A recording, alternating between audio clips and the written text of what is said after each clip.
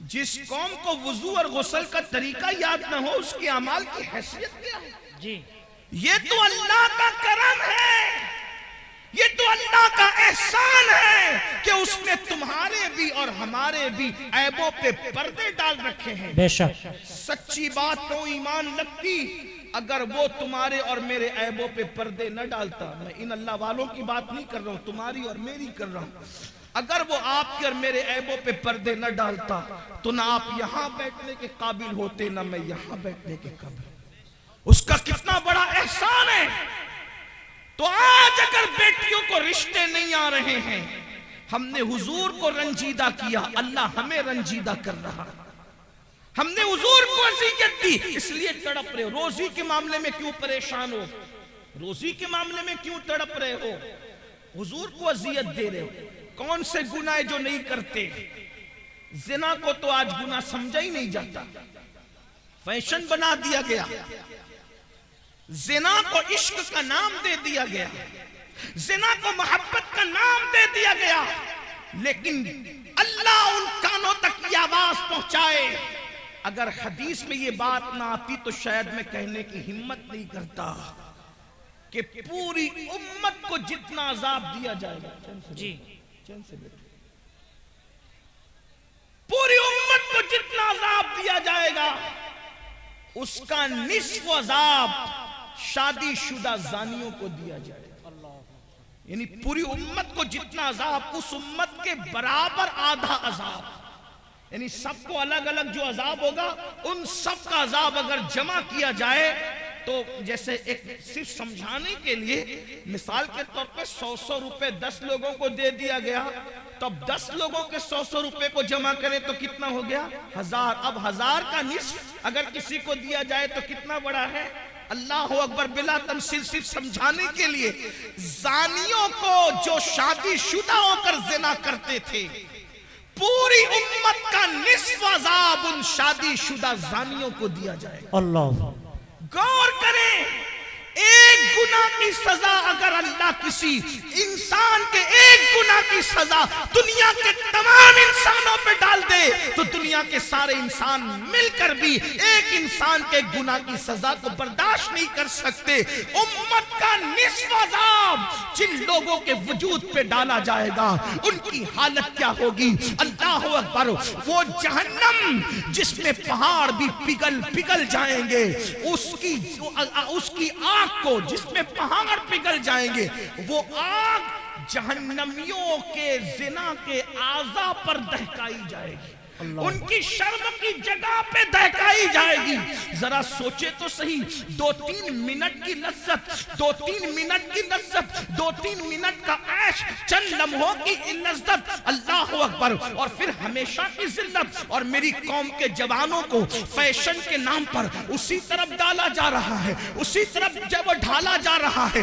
کل کا جوان زنا کے نام سے بھی کانپتا تھا۔ میں جانتا ہوں اپنے بچپنے کی وہ داستانیں کہ نوجوان لوگ کہتے تھے ہم ساری شرارتیں کر سکتے ہیں لیکن زنا کی طرف جانے کی ہمت نہ ہوئی۔ یہ ہمارے بچپن تک جوانوں کی باتیں ہم نے سنی تھی، ہر مستی کریں گے، ہر شرارت کریں گے لیکن بدی کی طرف نہیں جائیں گے۔ مگر افسوس آج ہم کتنا دکھی دن دیکھ رہے ہیں، کتنے کرب سے گزر رہے ہیں، کتنی اذیت سے گزر رہے ہیں۔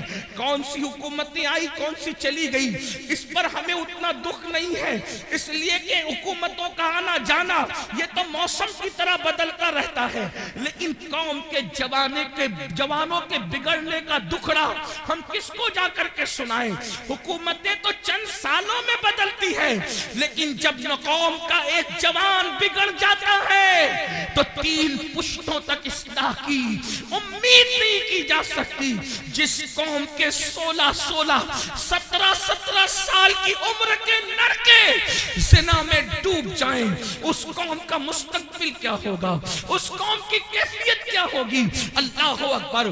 ہمیں بہت بڑی ذمہ داری سونپی گئی ہے۔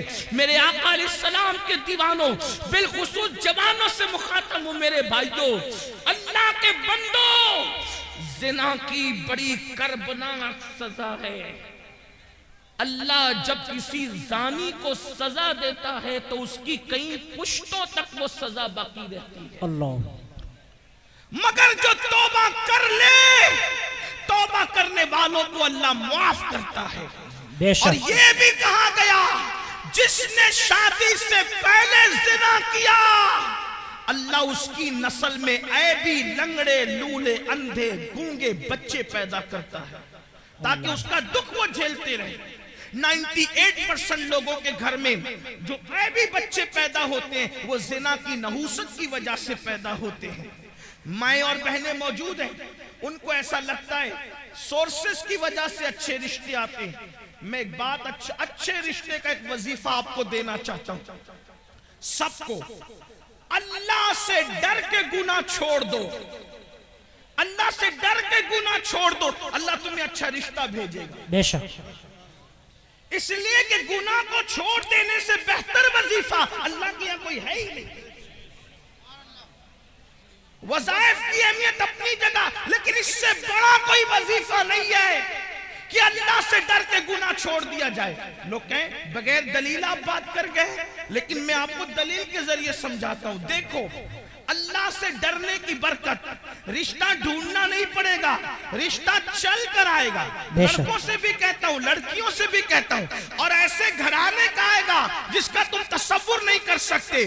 آپ نے اس روایت کو مختلف تناظر میں سنا, آج مجھ سے بھی اس تناظر میں آپ سنیں, غوث پاک کے غلام سے اس تناظر میں سنیں.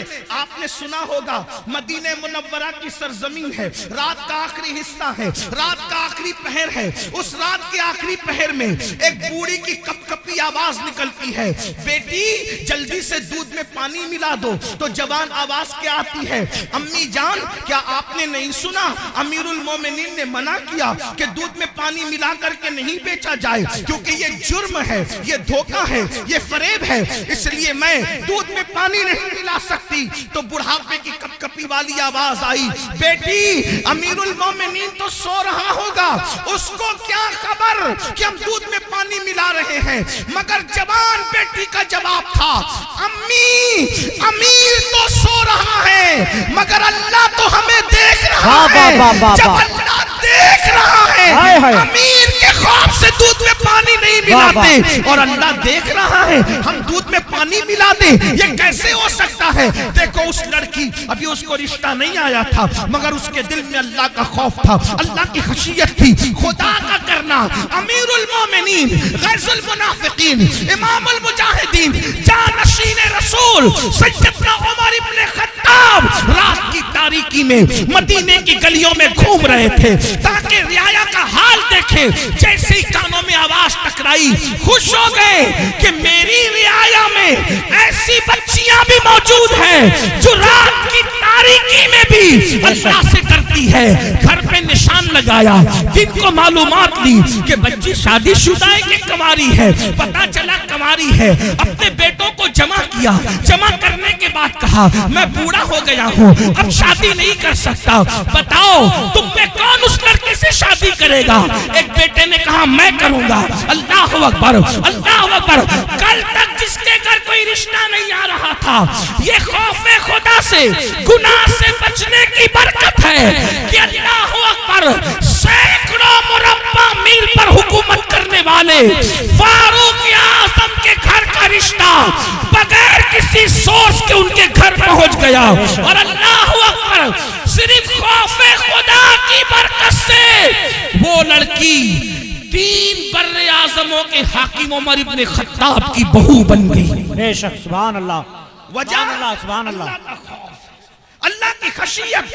اور صرف فاروق اعظم کی بہو نہیں بنی بلکہ اللہ نے اس بیٹی سے ایک بیٹی پیدا فرمایا, اور اس بیٹی سے جو بیٹا پیدا ہوا وہ پہلی صدی کا مجدد حضرت عمر ابن عبدالعزیز کہلایا. نعرہ تکبیر, نعرہ رسالت.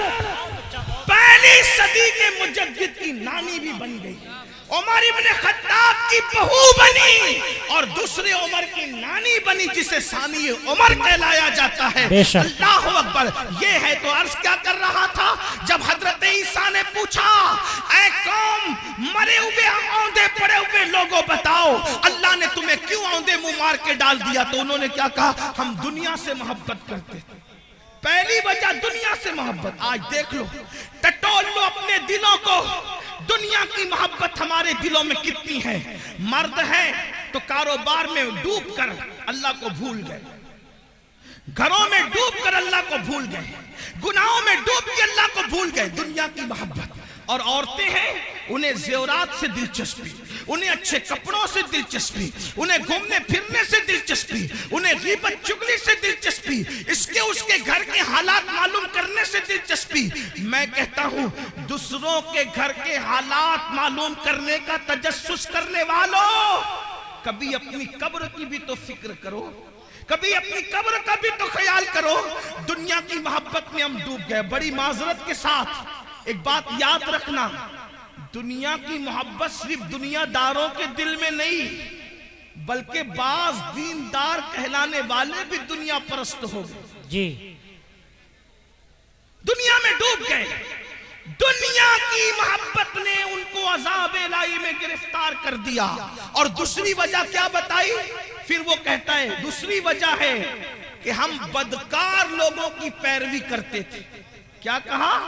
ہم بدکار لوگوں کی پیروی کرتے تھے. بدکار, اب غور کریں, دھیان دیں کہ عیسیٰ علیہ السلام کی امت کے بدکار زیادہ بدکار تھے کہ آج لوگ زیادہ بدکار ہیں.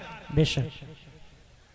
وہ کہنے کہ ہم بدکاروں کی پیروی کرتے تھے, بدکاروں کی نکالی کرتے تھے, تو اللہ نے ہمیں مار کے اوندے منہ ڈال دیا, عذاب میں گرفتار کر دیا. عیسیٰ علیہ السلام کی قوم میں تو انٹرنیٹ کی نوست نہیں تھی, اتنا تیز رفتار دور نہیں تھا, سمندر کے کنارے جا کر کے عیاشوں کی ہوٹلیں تو اس دور میں نہیں تھی.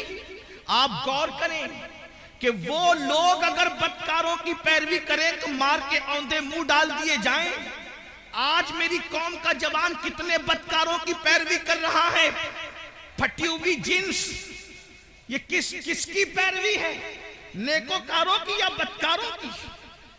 کسی شریف نے کبھی پھٹی ہوئی جنس پہنا؟ پہلی بات تو زیادہ تر شریف لوگ وہ لباس ہی نہیں پہنتے جو آپ پہنتے ہو. ہم نے تو شریفوں کا لباس بھی چھوڑ دیا, ہمیں شریفوں کا لباس پہننے میں شرم آتی ہے. بدکاروں کی نقل کتنی بڑھ گئی کہ قوم کی بیٹیاں بھی جب بازار میں جاتی ہے تو کہتے ہیں کہ فلاں اداکارہ نے جو فلم میں لباس پہنا تھا وہ لباس دکھاؤ, اور نوجوان لڑکے بھی دکان پر جاتے ہیں تو کہتے ہیں وہ فلاں ہیرو نے جو پہنا تھا وہ دکھاؤ. اور پھٹی ہوئی پینٹ, ایک دور تھا پھٹے ہوئے کپڑے بھیک میں بھی نہیں دیے جاتے تھے, اور کیا زمانہ آ گیا, آج پھٹے ہوئے کپڑے ڈیمیج پینٹ کہہ کر کے ہزاروں میں خریدی جا رہی ہے. ہائے افسوس, آپ کی فکر کو کیا ہو گیا؟ کل پھٹا ہوا لباس ہوتا تھا تو آدمی اس کو چھپاتا تھا, پیون ہوتا تھا اس کو چھپاتا تھا. فکر کو کیا ہو گیا؟ قوموں کو یوں ہی زوال نہیں آتا. اقبال نے کہا تھا قوت فکر عمل پہلے فنا ہوتی ہے پھر کسی قوم کی شوکت. واہ واہ واہ, بہت اچھا. نعرہ تکبیر. میری قوم کے جوانوں کہاں ہو؟ کانوں میں بالیاں پہن رہے ہو, مٹک کر چلتے ہو. آپ سے پوچھنا چاہتا ہوں, اگر کوئی کہتے یار تو فلاں اداکار کی طرح لگ رہا ہے, اور لڑکیوں کہتے تو اداکارہ کی طرح لگ رہی ہے, وہ کیا اس کا فام ہوتا ہے اس وقت, کیا اس کا غرور اور گھمنڈ اور اطلانا ہوتا ہے. اس سے بڑی گالی بھی کوئی ہے؟ جی, اس سے بڑی گالی بھی کوئی ہے کہ تو اداکار دکھ رہا ہے؟ اس لیے کہ فاحشہ عورتیں زنا کرتی کراتی ہے تو چار دیواری میں چھپ کے کرتی کراتی. جن کو تم اداکار کرے وہ تو اسکرین کے سامنے آ کر کے گناہ کرتے اور زنا کرتے اور اس پہ کروڑوں روپے کماتے, اور وہ فلمیں سپر ہٹ ہوتی ہے جس میں باضابطہ طور پر ننگے سین زیادہ ہوتے. فکر کرو, پیروی جس کی کرو گے قیامت میں اس کے ساتھ اٹھو گے. عشق کا دعویٰ غوث اعظم سے, عشق کا دعویٰ غریب نواز سے, عشق کا دعویٰ امام حسین سے, پیروی کس کی؟ پھٹی ہوئی پینٹ پہن کر ننگے بننے والوں, گھٹنوں سے اوپر برمنڈے پہن کر کے سطر کے ساتھ بے ستری کرنے والوں, عورتوں پہ پاپ کی نظر ڈالنے والوں, عبرت حاصل کرو. فَاعْتَبِرُوا يَا أُولِي الْأَبْصَارِ, آنکھ والوں عبرت حاصل کرو. تم بدکاروں کی پیروی کے لیے نہیں ہو. نادان بدکار کی پیروی وہ کرے جس کے یہاں صدیق اکبر جیسا قائد نہ ہو، فاروق اعظم جیسا قائد نہ ہو، عثمان غنی جیسا قائد نہ ہو، مولا علی جیسا قائد نہ ہو، امام حسن جیسا قائد نہ ہو، امام حسین جیسا قائد نہ ہو، غوث اعظم جیسا قائد نہ ہو، طارق بن زیاد جیسا قائد نہ ہو، اللہ اکبر، صلاح الدین ایوبی جیسا قائد نہ ہو۔ ہمارے پاس تو ایسے اسٹارز موجود ہیں کہ لوگوں نے خواب میں بھی نہیں دیکھا، بہت اچھا بہت اچھا، واہ واہ واہ، اوروں نے خواب میں بھی نہیں دیکھا ہوگا۔ خدا نے وہ ہمیں مقتدی عطا فرمائے۔ جاؤ ڈھونڈ لو سارے مذاہب کی تاریخ کو، ہے کسی مذہب میں قم بسم اللہ کہہ کر مردے کو ہائے ہائے، واہ واہ واہ واہ، بہت اچھا۔